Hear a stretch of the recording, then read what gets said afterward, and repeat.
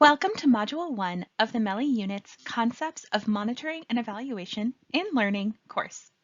In this module, we will introduce you to key definitions and foundational concepts important to performance monitoring, including the different types of monitoring and what the performance monitoring process looks like.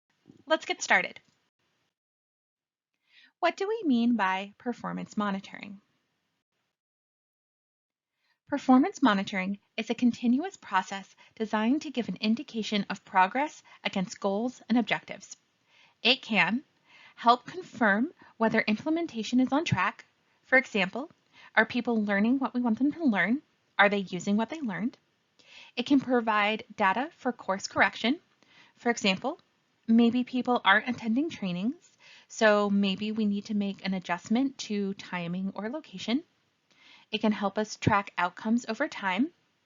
And finally, it can help support future evaluations by identifying areas where more information is needed. There are other types of monitoring that are important to program implementation. We of course have performance monitoring, which is focused on performance, assessing program progress against established goals and objectives. When M&E folks talk about monitoring, we are usually talking about performance monitoring. There is also grants monitoring, which is focused on fidelity of the award by assessing whether the program is being implemented according to the award agreement and that funds are being spent as they are supposed to be. But there is also welfare monitoring, which focuses on ensuring the ongoing health, safety, and welfare of participants. It is important to note that all types of monitoring happen during program implementation. They inform each other and can all be done together. Performance monitoring starts with strategic planning and program design, either when planning for a new program, a new fiscal year, etc.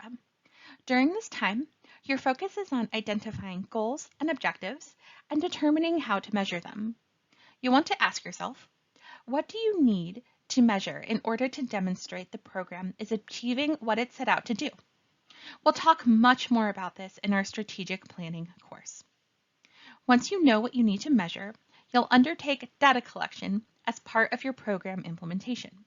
This can include leveraging administrative data, utilizing pre-post program surveys, and a number of other kinds of data collection activities that we'll talk more about in detail in our data collection methods course.